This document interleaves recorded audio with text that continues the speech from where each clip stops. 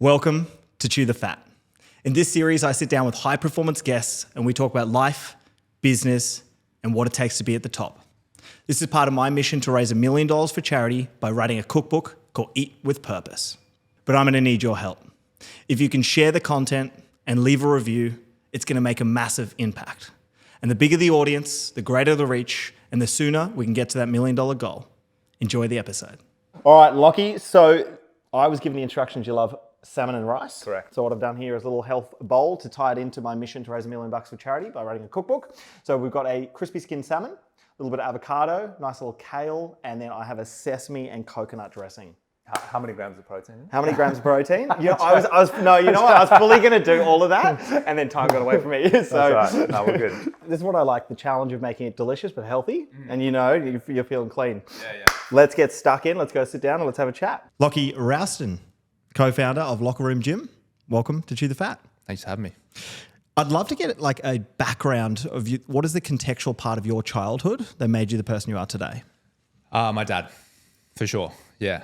Sometimes I'm like, I was just on holiday recently with mum and dad, and I think, how did you guys even get together? Like, you're so different, you know? Like, mum does no exercise. She does now.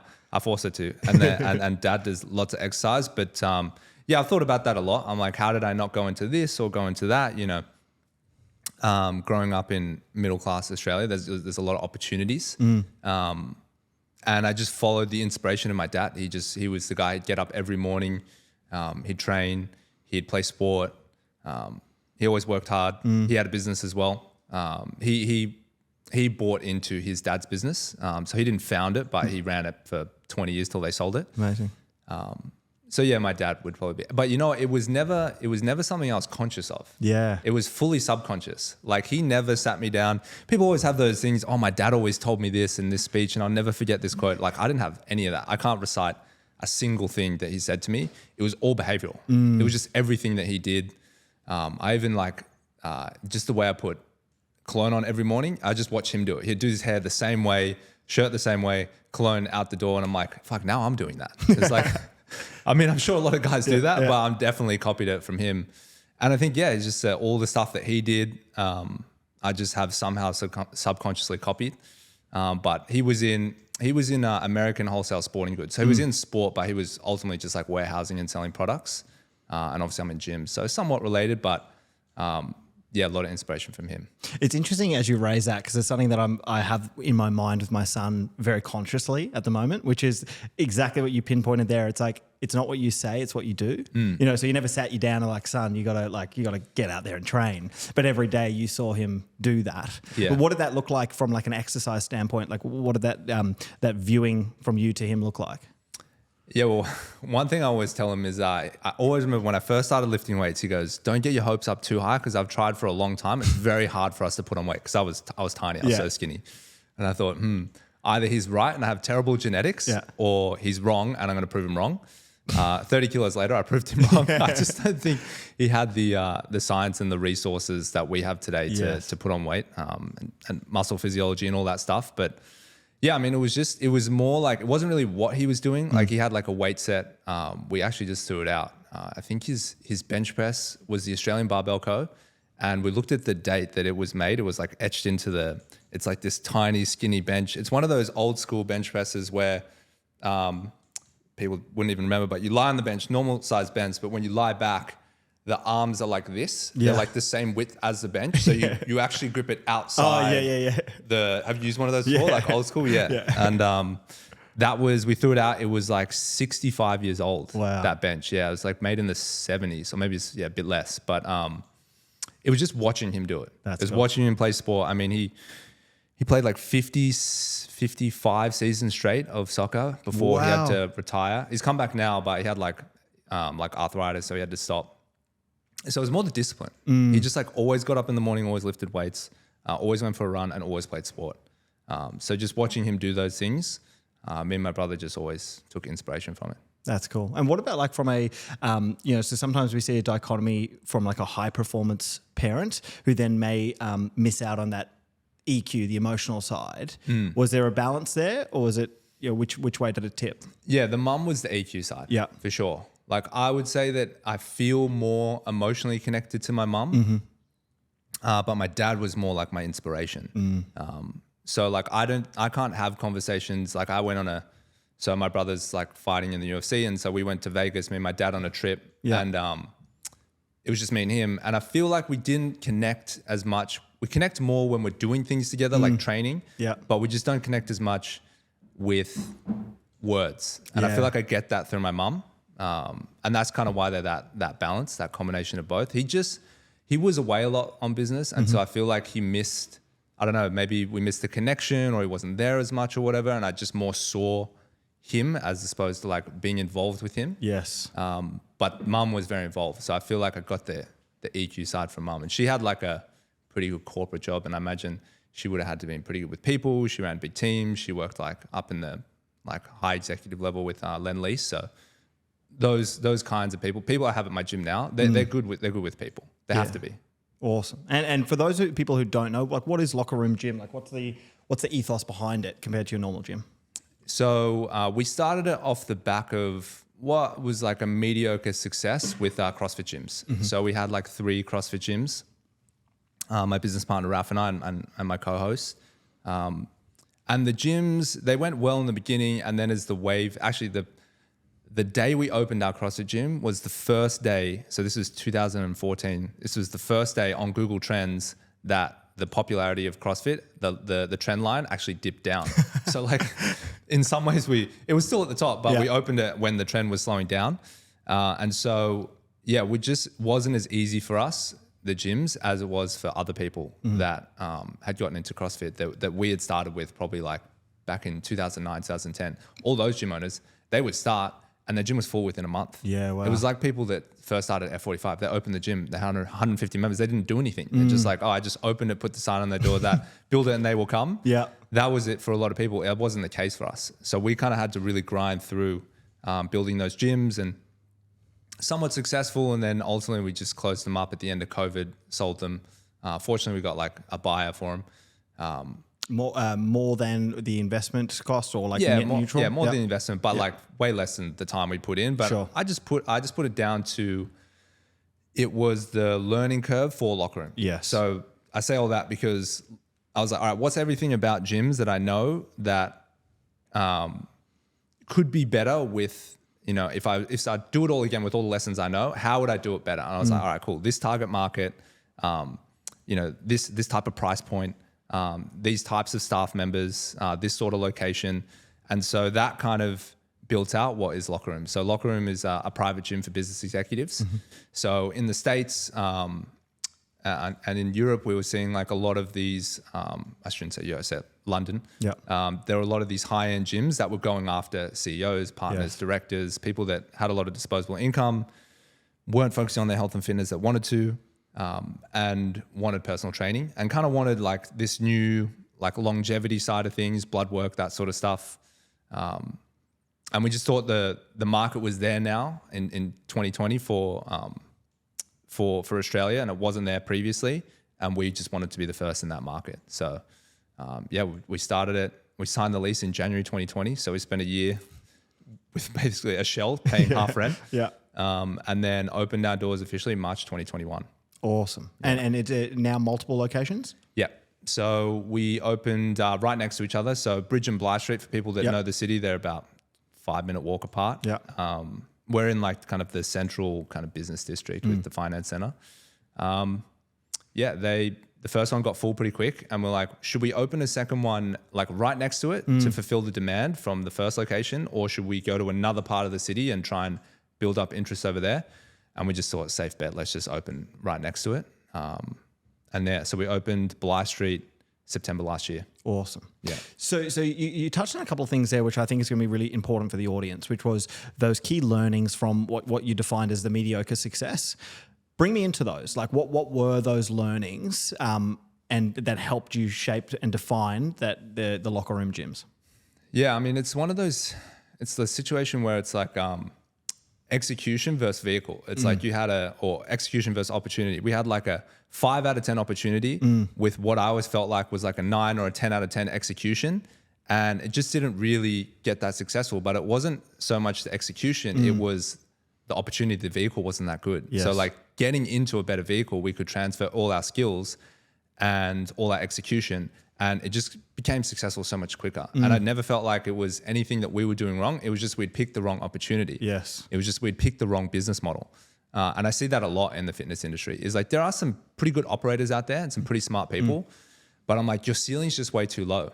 Like, so most group fitness gyms, you know, best case scenario, they can probably make around $80,000 a month. That would be like a really, really good group fitness gym. And like 95% of them, I've been in this industry for ages, don't make that, you know, most sit around 30 to 40K. And with all your costs and your expenses, it's not good. Like you break even for most of the time. Most people, it's so saturated now. Most people are just breaking even. So you make $300,000 to $400,000 from a location, and you know you pretty much break even. You pay yourself as an owner 80 to 100K, and your staff churn out every 6 to 12 months. Like it's pretty miserable existence. You may as well just go get a job, and you're signed onto a lease you can't get out of for at least 2 to 5 years, depending on where you sign it. So yeah, I think for a lot of people that are still in that kind of group fitness market now, which is most gyms, they're finding it pretty hard. Yeah. What do you boil that down to? Saturation. Yeah. So like there's so many market offerings right now, and you're coming up against people that have just so much more money, right? Everyone that's going into group fitness now is coming in with an investor, most people. So it's hard because they're just going to spend more money than you on getting new clients, and that's where you can't compete. So that's definitely one factor, the saturation. The second, I think, would be the consumer has been conditioned to gym hop pretty quickly. Yes. So like that group fitness market, that 25 to like 35-year-old, usually like young or early relationship, probably makes somewhere between $80,000 to $150,000 a year. They're going to spend, you know, $50 to $150 a week on their fitness, but it's new shiny object every single time. And it's just like, all right, you ask them, what gyms have you been to? They'll list every group fitness franchise there is. They're just waiting for the next one. Yeah. So you've got this demographic of people that are jumping between, because gyms can only pull from its local market, right? Which is always limited. So eventually you're going to bring all those people in, you're going to churn them out, and you're not going to have new people. So they only have like a 3 to 5 year lifespan before it's like, it actually can't get better unless you like reset the whole suburb and bring new people in, because all your potential target market has now been turned over. Yes. So that would be the second thing. That'd be one of the main things. I think the third thing is that you can't really pay staff enough money to keep them around long enough. Yes. So it's a people business. And so the relationships are really important. But to keep good people, as you know, you need to pay them a lot of money. Yeah. And you can't. The money's not there in those businesses. Even at a decent, successful, which I'd call $50,000 to $60,000 a month, there's still not that much money to pay a manager and pay an owner. Most of them are in partnership as well. So you've got two owners. Yes. Then they want to try and hire a manager. The money's not really there. And so you get like most group fitness instructors, they'll work at 3 or 4 gyms to try and make up the time. And it's an hourly pay battle. It's very hard to sustain. Yeah. And then so now bring me into like, so those are the problems, and we kind of touched on them from a high level. But like, what were the true solutions for you that worked? And let's start with that. You mentioned, you know, the executives and their expendable income. Yeah. Was there a parallel from the CrossFit gyms that you started noticing that? Or was it purely based on what you saw in the US?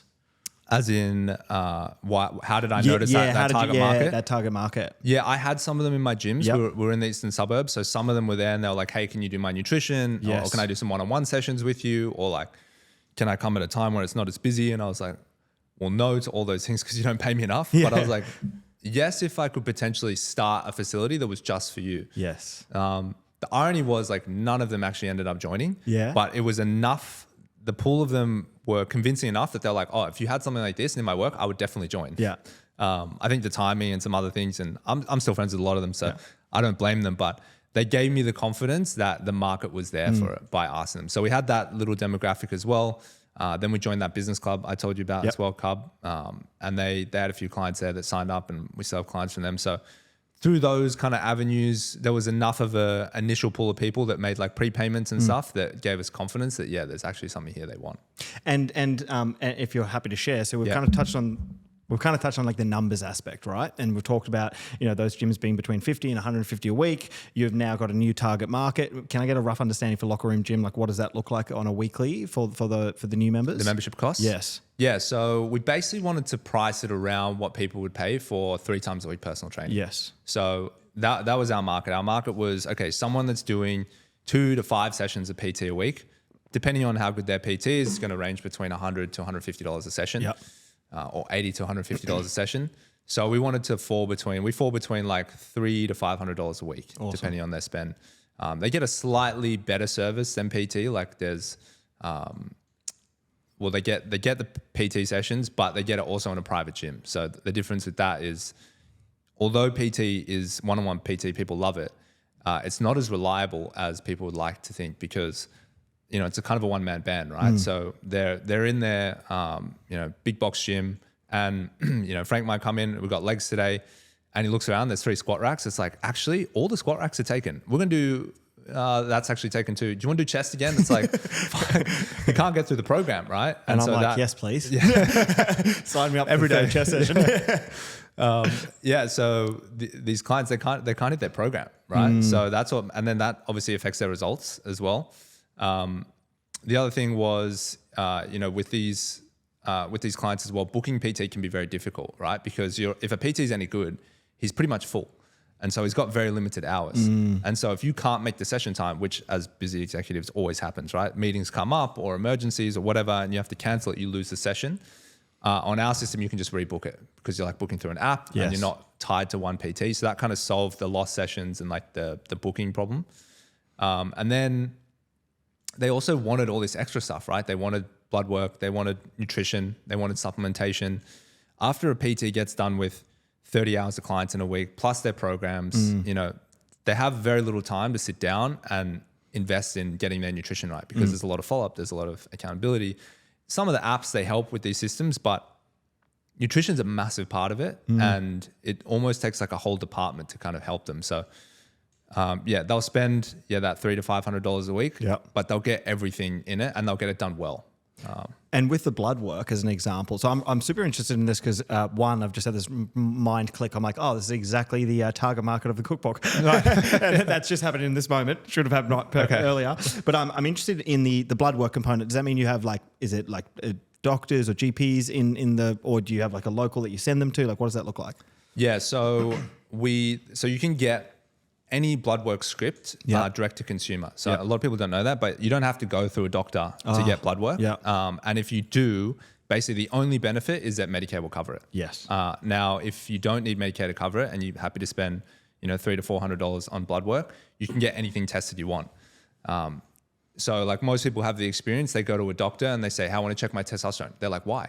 You're like, I'm just curious. He's like, no. Like, unless there's something wrong with you, I'm not going to check for testosterone, unless you find like a very like progressive doctor. So we'll get the blood work scripts.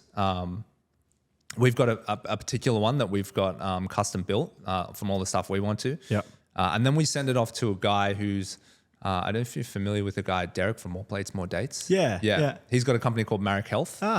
We don't use that company, but there is a guy who's very similar to that in Oz. Jake Dolishal, and we use him. He's basically been, unfortunately, because this industry is so niche and Australia is so conservative with its medical institution, there's not a lot of doctors that specialize in blood work. And interpreting blood work. And so he's very in demand and there aren't many of him. So we were lucky to have him on the podcast, become friends with him, and he agreed to take on our cohort of clients. We send all our blood work to him. He'll analyze it. He'll send back the recommendations and the analysis. And then usually what they get is a protocol of supplements and dietary changes. Awesome. Every now and then they may get peptides potentially if he thinks it would be helpful for them. But he's like, I want to do things as natural as possible. He's like, out of 10,000 blood works I've done, he's like, I've only ever recommended TRT once. Oh, wow. Okay. So I'm like, okay, fuck. Are people getting overprescribed TRT? He's like, yes. I'm like, okay. Yeah, confirmed. There you go. That's That's super interesting, and I fully get it. So, what was the catalyst to originally start your businesses? Like, so there's a lot of people in the audience who, are either in that early stages or probably what I get most commonly is they're in that corporate job, they've got the fire inside them and they're just not, I guess they're too scared to make the leap. Like what was that for you when you first started the CrossFit gyms? Well, ignorance, if I'm being frank. Beautiful. Yeah. I was young. I didn't have like the burden of family, like kids relying on me or a partner relying on me or, massive rent bills. It was, rent was cheap and I was just like ignorant. I was like, I can do this. It seems pretty easy. Everyone else around me was doing it. Like at the time, I don't know how many CrossFit gyms were getting opened per week, but it was like more than 2 or 3 a week were getting opened in Australia. So it was growing fast. And so, I just jumped on that bandwagon. I was like, everyone's doing it. All the people I was training with were doing it. So they were explaining to me how it works. And so, I jumped into it without much fear. I guess the harder leap was going into Lockeroom. Yes. Because then at that point, 7 years later, I was like, I'd built up my life. I had a partner, like we had costs and other commitments and all this stuff. And I was like, I'm going to sell this business, put all that cash straight into the next thing and then borrow money and take out a loan to then do this other thing in COVID. And it was like, that was the huge risk. Because if that had failed, we would be up for like, close to 7 figures. So that was the big risk. And with that, it was just like, the worst thing that could happen is I move back in with my parents, I get a job. I'm like, that's not that bad. That's not that bad. And I was like, you know what? I just have to do this. Yeah. And during the those phases, were there any moments where you're like, oh fuck, we've made the wrong call here? Yeah, when we signed the lease and then the city shut down, that was one. So we signed the lease, we got the builders in, we started the demolition. I think we put about maybe 200 grand into the demo and other costs that we'd committed, DAs and all this other stuff. That's actually really interesting. Do you know what else is interesting? The Eat with Purpose cookbook. It's part of my mission to raise $1 million for charity. This podcast is a part of that goal. And what you can do is like, comment, share, and leave us a review. Let's get back to the guest.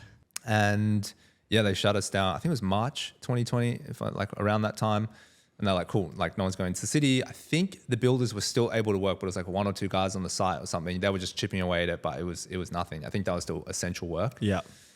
And then, so I don't know if you remember the timeline. I remember it fairly clearly, but there was the whole boom and then we locked down and then the cases dropped. And then it was like a week by week, everyone was checking the day. How many cases do we have? Yeah. And then Melbourne spiked again. Yeah. And then they like shut Melbourne down again.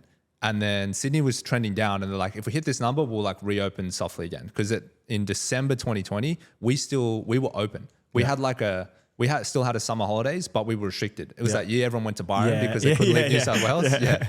So in that period before when Melbourne had the spike again, we sat down just the two of us, Raf and I, and we said, if Sydney spikes again and they lock us down again, there was the government said you could get out of any commercial lease without penalties. Wow. It's like we'll take it as a sunk cost. We'll get out of the lease and we'll just call it a day. We still had Creature at the time, so we still had cash flow, the CrossFit gyms, and it's like we'll figure out what we want to do after that, and maybe we'll revisit Lockeroom in a year.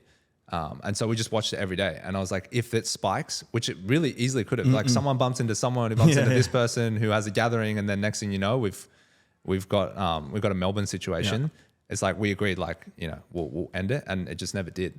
So yeah, that was probably the scariest moment because then I was looking every day. I'm like, it's either I wake up and it's over, or we just keep going. Yeah, and that went on for maybe 6 month. Yeah. I always hate thinking back to it. I know. I just like to make a little black mark and just gently move on. Yeah. One of the parts I'm interested with the Lockeroom gym, right, is the cohort of people that are in there. And with these particular executives from around Sydney, has been any parallels that you've seen with these types of people?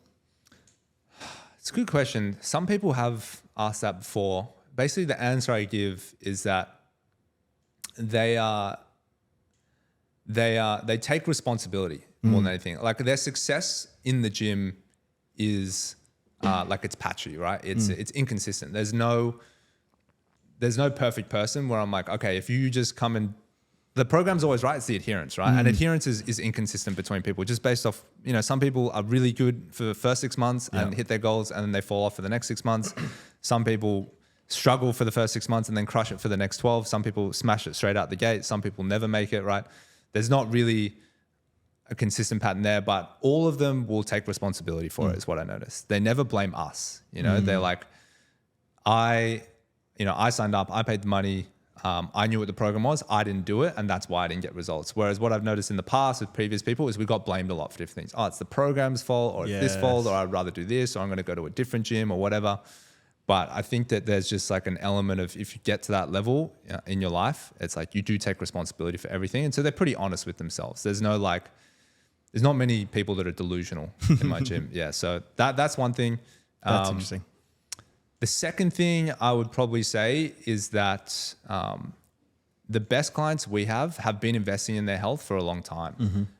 Somewhat like successfully or unsuccessfully, the worst clients we get are people that have never invested money in their health. So they're like, oh, it's been like 35 years. I'm like pre-diabetic. I can't touch my toes. I feel like shit. Doctor told me I need to work out. They're like, all right, I need to get started. And someone's like, oh, it's a perfect client. And I'm like, actually, they don't appreciate the value of health and fitness. And it's been 35 years. They're not going to start now. Humans are just like wildly consistent, and as much as I want to help them, I just know that they're not going to help themselves. If they fall back into the patterns they've been doing for 3 decades, and they just, unless it's like rock bottom, like a cancer scare or a heart attack, or their dad dies or their mum dies or something, usually I find that they can't be helped. But people that have been investing in it slowly over time, had a PT in the past, or, I've had sport teams, or, been going to gyms, been doing programs, whatever. If they're doing bits and pieces, I'm like, all right, you get it. Like you're ready to invest more. That's good. And you value it. But people who've never valued it, never put $1 towards it, I don't have much hope for them, unfortunately. That's interesting. So yeah, even though it's been ins and outs for the other people, it's like those still are like those micro steps forward for them. Might be that one day where the kind of penny drops for consistency. Yeah. Is there any things you notice from an adherence perspective, like that are there any parallels that make people adhere longer term, apart from that they've been in and out for a long time? That's a good question. We do think about that sometimes. Like, hey, if you be like Greg, you'll be perfect. There are definitely personality types that I find lend themselves better to adherence than others. Like definitely the more numbers-based analytical guys, I think do quite well, guys and girls. Interesting. Just because they're more calculated in some ways. They're almost like, if you give me a program, if you give me the data and I track it, like I can do this, like I can stick to it. So I find people that are really into numbers, and a lot of these guys are, guys and girls, they do quite well with adherence. I would say, at the end of the day, adherence comes down to people. If you're accountable to someone, it's always going to work, and it's always going to work a lot better. So yeah, generally, like that's why I think PT for these type of clients is kind of their only way that it'll work, because if they don't have the relationship with someone and they don't feel like they're letting someone down, it's not really going to work for them. So that's part of it, like having that person that they're accountable to. And then I would say if there's probably a third thing for adherence, it would be people that, I'd say people that are at a point in their life where if they don't stick to it, a lot of things could go wrong. So like they're growing a business, or they're a CEO, or they have like a young family that they want to be around for. Like kids is a big one that we hear. It's like you have to have, what I find is you have to have something that you can contrast yourself against, where all of a sudden you're like, oh shit, I can't do this. And for a lot of their life, if it's just go to work, like go home, get into my car, go to work. I'm talking about like physical tests, right? And walk on the weekends. Like there's nothing really to make you feel like, oh, I'm old, or like I'm shit, but you've got like a 6-year-old, 7-year-old, 10-year-old, 12-year-old that's like sprinting past you. They're like, holy shit, like I can't pick you up. I can't run with you. I get winded going up a hill. They have all of a sudden every day they have this test where they're like, I'm failing this test over and over again. I find if they've got that, then they're going to improve their adherence, because it's always in the back of their mind, like, shit, I got to like keep up. That would be a big one. That's cool. That is interesting. I like that. So we've got to hand them out all 7-year-old children and say, all right, run next to this kid and see how you go. And what about, has there any been like, the reason I kind of keep diving into this topic is because I think it's really important because, I'm super passionate about it. There's many people who'd be listening that are, either starting the business or what, like I talked about.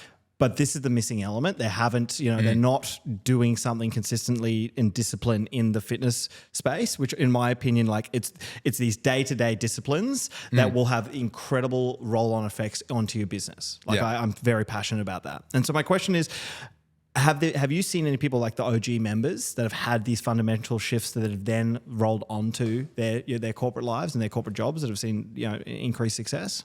Yeah, for sure. I think it depends. It is contextual. Like it depends on the size of the business and it depends on their role and that sort of stuff. But like I can think of a few OGs that have been with us since we started that, energy is probably the biggest thing, right? Because I think when you lack energy, you lack motivation, right? It's like really hard to get excited for something when you're tired.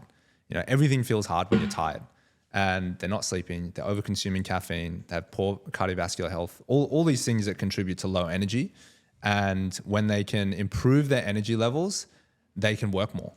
It's not even that they can work more, it's just that work feels easier. Yes. It's not like they've gained all these new hours. It's not like I fell asleep between like 3 p.m. to 5 p.m. every day and now I'm awake. It's more the work that they were previously doing is now easy and doing more difficult tasks or taking on more responsibilities in the same amount of time is now easier because they have more energy to take it on. They can make better decisions. They're not as tired all the time. If you sleep, you just have you have better memory recall. You have better maths. Like you have better language. Like all these things, they really help in the business setting. So maybe they haven't been as explicit, but they'll tell me all the time, work's easier. I'm getting more work done. Business is going better. I just feel better about myself. Leaders set examples, like we were talking about my dad earlier. I find it hard for a lot of people that they grew up and all they did is they see their parents eat food and drink, and it's like you pick up all your habits from your parents early on, right? And so it's hard to break those patterns. I've never had the experience of being drunk with my parents, but I have a lot of people that say, oh yeah, when we do family Christmas, we sit around and we drink all day. I'm like, man, that's completely foreign to me. But I think that's quite normal for a lot of people. 100%. Yeah. Getting smashed with their uncles and aunties and parents and stuff. And I just think that the culture of that, if that's just been your whole life and then you go and you start a business and business owner, and there are a lot of people that do it and they're successful in business, but I just ask is it worth it? Is it worth it to have a big number in the bank account, but have terrible health? Yeah. I don't think so. I agree. And the part that when you were talking there around the makes work easier is I can't express how true that is, right? So we were talking offline about, I stopped drinking 6 months ago and I didn't drink an incredible amount, but as we said, 5-10 drinks on a weekend, still quite a bit of, it still adds up. Yeah. So it's only because my benchmark was higher numbers. But the key thing that I learnt from the process was Monday was almost like a restart in your energy and you've got to start getting the motivation and by Wednesday you're kind of there and Thursday you're kicking goals and then Friday it's time to let go again, right? And it's every week is this energy reset where getting rid of that stuff and keeping consistent with your training is a compounding effect. The Monday morning rolls around, I'm like, Lockie's coming this morning, let's go. You're frothing. And I'm sure you've experienced it, I personally have, is when you're really consistent with training and then the one day you let whatever reason, excuse get into your head. And then you feel that day when you didn't start in the right way and you feel I feel I'm weaker than I used to be. Cause if I go a day without it, on Friday I was sick. So I didn't train for the day and I felt so sluggish. I was pushing shit up a hill all day and I was like, man, but if you don't have that juxtaposition to know what it feels like to be in energy all the time and then lose it, it's hard to know what it is you're missing. Well, that's a good point. So one of the things we notice as well with our clients that do get that really good string of consistency is they tap into that, what I call the optimal state, right? Which is what you're talking about here, right? Where you hit this state where it's I feel really good. My body feels good. I feel strong. I feel fit. I've got energy. I'm sleeping well. If you can just experience that for a few weeks or a month, then you come off that level and you're like, oh shit. Yeah. no, I want that level again, you know? And then what I've noticed is clients that hit that level, they don't want to come off it. So maybe they'll come off it, you know, every now and then on a work trip or a holiday or whatever, but they want to get back there because they know how good that feels. If you've never experienced how good the optimal state is, you just know what you know, right? So you have nothing else to compare it to. But once they finally tap it, they go, oh, okay, I get it now. I don't want to go back to how I was before. I've never seen anyone touch the optimal state and then regress all the way. It's just getting to that state is quite difficult. Yeah. Because in the early stages, you feel very unoptimal. very. Because you're so tired. Yeah. Hey, I got a couple more questions. I want to shift into like the marketing side. You know, you've had a very long standing, you know, podcast over 10 years, which chatted about. And, you know, it's very interesting to hear because that's like early days before people even, you know, now everybody's got a podcast, you know, they go and run clubs and they're doing podcasts. And sometimes the same two things at the same time. And so my question is like, how did you see the throughput from a business lens from that audience that you've grown over that period of time? So how did that audience contribute to the gyms? Yeah, affect the gyms? if so, you know, I think it's just an interesting conversation around, you know, I'm a big believer for people in business to be producing content in some way, shape or form. And I think there is incredible throughput if the businesses are aligned. I'm just curious to know from like your standpoint. Yeah. So in the beginning, the podcast started as like, there were interesting people in Australia that we wanted an opportunity to speak to. And we just love podcasts. Like we were early adopters of just podcasts in general. This is like pre-Spotify. This is like pre the Apple iTunes store. It was like weird places you would find podcasts. And so me and my business partner, Raf, we were like, why don't we just start our own podcast, but purely with just an excuse to get people on that we want to learn from.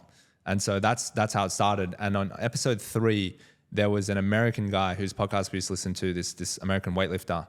And he had a great podcast. And we said, we invited him on. He was doing a seminar in Australia, and he said to us, he's like, just commit to an episode every week. Because at the time, he's like, what are you going to do with the podcast? And we're like, oh, we don't know. We like haven't really told you. Just do commit to one a week and just see where it takes you. And that was episode 3. And so that's kind of how we followed it. I mean, I'm definitely not comparing myself to Rogan, but when he says that, people always ask him, how do you sustain the podcast? It's been so long now. He's like, I just go after people I'm passionate about. And if I just follow that trend, then, and this is what you were saying, right? Talking to specific people, it's only the people you're interested in. We just followed that thread, and it just led us down to like talking to different athletes and nutritionists and like fitness influencers and all this sort of stuff. And the audience kind of built around it. Not the way I would approach it nowadays. Whereas like nowadays, I think what you've done is smart. You kind of have an end goal in mind. Okay, we've got the book. I want to sell the book. It's this type of audience. What kind of content would this audience be into? Okay, how do I craft that? You kind of work backwards that way, which I think is the right way to do it. But back then we were just like, who can we just speak to? And then we built this half, you know, fitness enthusiast / like PT / group fitness instructor, gym owner audience, like all around the world, massive audience at the time. And then I guess how that supported us was it gave us a lot of belief that we were in some ways different to the other gym owners out there. It's like, all right, we've got this massive podcast, we've got more opportunities, we've got these sponsors on board. We got to learn from a lot of different people. So we're like, okay, these are the trends that are coming in the industry and these are not.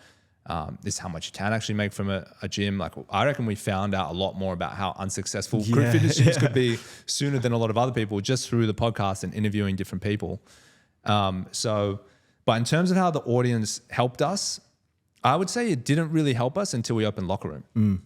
Of course, like we had sponsors and stuff and that put money in our bank account. So it always provided some income. But one thing that I think it really did was because we got to tour with the podcast. I know you're doing a tour as well. We did 4 tours. We did 5 tours, 4 in the US and 1 in Dubai. Awesome. It gave us a lot of opportunity to see what else was out there in the fitness industry. And like, because Australia's kind of behind on a few things. We're catching up now, but there are a lot of good things in the US that weren't in Australia yet. And it's kind of how it led to Lockeroom. But when we really saw the benefits is Lockeroom's like 5 or 6 key staff members that basically were the team that have built the business to today. They all came through the podcast. That's cool. So we announced it. We were like, hey, we're close. We're like moving on. We're starting this thing called Lockeroom. So we announced it to the world. We're like, this is what it is. And we're looking for like these kind of people. We had like so many people apply. That's cool. And that was like, it was like a recruitment tool basically. And that was where it finally, I felt like it gave us the most value. Up until that point, we were signing sponsors and we're making some money from it. But There was no end goal in mind. It was just like, we're interviewing people, we're entertaining people. It's interesting. We're just kind of following our passion, but it didn't have an end game. And I do think with content and podcasts, if you're going to really invest heavy into it, you should have an end game in mind. Otherwise you can just get really lost and you can just go, what's everyone else doing, or what's entertaining, or what's getting the most views? And you just end up doing weird shit. And we did that. We just ended up doing stuff we didn't want to do, or talking about topics we didn't want to talk about, just for clicks and just for likes. And it worked, right? You got people clicking and liking, but I'm like, I don't want to talk about this stuff. Like, I'm not into this stuff. But then once we knew it was a recruiting tool, we kind of shifted a little bit. We downsized it a bit more, and we focused more on PTs and gym owners with the long view of like, okay, we're gonna use this as a recruitment tool in the future, and that will shift again, as we talked about offline. That it's coming up to the 10-year mark, so we're gonna take a different direction with it. But having that end game of knowing, okay, if we have a personal brand out there, that's going to help us bring in new PTs in the future, which as we scale locations, that's going to be really helpful. That's cool. Yeah, because recruiters' fees are expensive. Yeah, they are. Yeah. And I think that, what you've just touched on there is a really important point, right? I think what a lot of people miss from the content game in general when it comes to business is they think about it as just a one type of vehicle, which is often getting new customers. And so when you're talking to a business who's, let's say, they're like, well, my customer is an exec who is, they're not watching Instagram, as an example. You kind of are missing the point, because there's multiple angles there, which is why the content helps. So something you just talked on, the recruitment is a huge piece. It's an attraction. Like how do you build trust in 2024? Like, well, people hearing you and hearing a consistent message, and like hearing, a side of you they wouldn't hear outside of almost any situation, like that's a really big trust building tool. And there's so many layers to it that I think just measuring it on customers is often the wrong measurement. So I think that's an awesome insight you've shared. Well, so because you had a lot of staff as well. How many staff did you have at the 400? That's a lot. Yeah. Did you use that as well? No, and that's my learning lesson. So my learning lesson is I had this, I thought I was the knight in shining armor, so smart. Like, I don't use Instagram because Instagram is going to distract me from conquering business. Great, Somewhat true. Yeah, true. Yeah. But it depends how you utilize it. Sure. So for me, it was like I didn't want to scroll on it. I today don't really scroll. Occasionally people are like, oh, why didn't you follow me back, friend? I'm like, well, because I don't really. Yeah. I'm not going to give you any. Not how I use it. It's I'm using it for its power, and so I never built a personal brand. And I think I missed a big opportunity. Now, I'm not saying go back, oh, what a terrible outcome, Frank, I'm so sad, but more like there is a lot of power that comes with it. And so I only started, Instagram, TikTok, YouTube, podcast within the last 12 months. Right. And so and now seeing like the opportunities that fly through, like there's even like deal opportunities. Like I now get, a startup will come and go, hey, do you want to take a percentage share in our business? Right. Like there's big opportunities that come from it. And then you go, oh shit, okay, it's more than just getting customers. And because my view is, well, our customers don't use Instagram. Right. Which is also inaccurate. Yeah. And my learning lesson came from the day when we got acquired by Domain, right? So public listed company, the CEO of a public listed company. I'm in the elevator and Jason Pellegrino goes to me, oh, that was a cool video you did last night. And I was like, oh my God. I was like, what do you mean? Like you're a CEO of a public listed company and you are scrolling Instagram. Everybody does. Everyone's on it. Yeah. And I think that, we had that like bad belief as well. We thought that they weren't on it. We just used LinkedIn. And then I met a guy through the podcast. Yep. This guy, Jake Kassan. There was a watch brand it's still around. It's called Movement Watches, MBMT. I don't know if you heard of it. Yeah, e-com brand. Anyway, he exited for like a stupid amount, $300-400 million US dollars or something. And he was telling me about like meta ads and how effective they were and how much money he was putting into them, all this stuff. And I was like, man, I just wish we could utilize that platform for growth. And he's like, why don't you use it? And I was like, oh, because, we've got executives, whatever, we use LinkedIn. He's like, dude, they're definitely on it. I'm like, you sure? He goes, I'll show you the stats. And we pulled up all these reports or whatever that he's like, you can just find them on Google. He sent them to me. And they mostly use Instagram and Facebook. Yeah. It's not even like, oh, they use LinkedIn and then they do a little, it's like, that's the main platform they're on. Yeah. And I'm like, it has been around a while now, like they are getting onto it. And I think about it, I'm like, my mum's on it, dad's on it, uncle's on it. They're like even older. Yeah. And I'm like, and then we turned it on and it grew the business a lot. So it's like, I think all those beliefs are like not even true. They're on TikTok as well. Like some of the biggest TikTok influencers are like in their 40s and 50s. Yeah. Well, some of them are blowing up for like random things like accounting. Like talking about accounting. Yeah. So it's incredible. Everyone's using them. Yeah. Is the point. Yeah. I have one last question for you, Lockie. looking back at the journey and everything you've done up to today, like what are you most proud of? Oh, most proud of? You know, first thing that comes to mind is probably my relationship with my business partner. Yeah. Raf, yeah. Like we've done so much together. Like the first US podcast tour we did was on like the skinniest secondhand shoestring budget that you could find. We were sleeping in a single bed, head to toe together. It'd be too weird to sleep head to head. And like, yeah, we hustled like all these interviews that like we had no right hustling, and we made up how successful the show was just so these guys would give us interviews.